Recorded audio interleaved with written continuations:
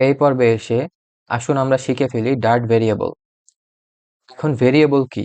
Variable মানে হচ্ছে কোনো স্পেসিফিক কোনো ডাটা বা ভ্যালুর একটা নাম, সহজ কথায়, বা তার একটা লোকেশন নির্ধারণ করে দেওয়া।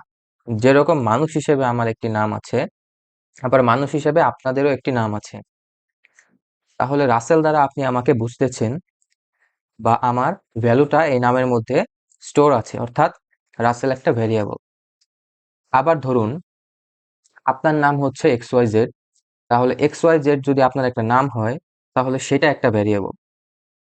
তো আসুন এখন ভ্যারিয়েবল কি সেটা আমরা একটু ডিপলি বুঝি। তো এখন প্রোগ্রামের ভিতরে আমরা যখন কাজ করি, আমরা অনেক ডেটা নিয়ে কাজ করি।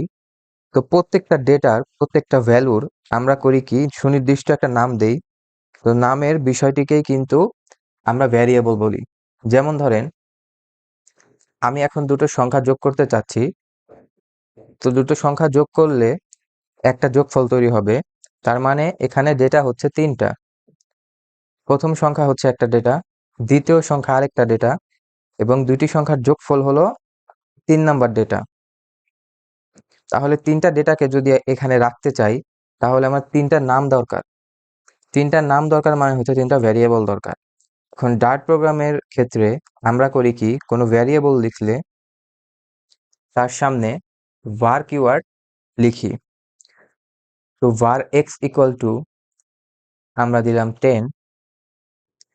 এখানে 10 হচ্ছে x এর ভ্যালু বা ডেটা, এবং x হচ্ছে ভ্যারিয়েবল, আর var হচ্ছে কিওয়ার্ড। এখন আমি দ্বিতীয় ভ্যারিয়েবল ডিক্লেয়ার করব, var y ইকুয়ালস টু 40।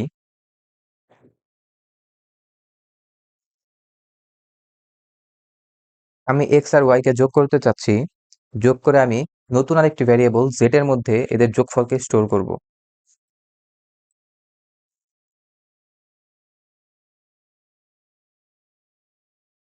এখন আমি z কে প্রিন্ট করি।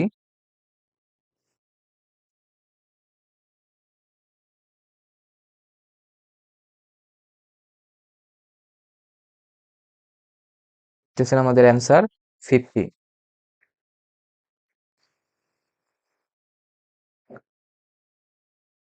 আমরা যদি z এর জায়গায় x কে প্রিন্ট করি, আমাদের x এর ভ্যালু এখানে শো করবে।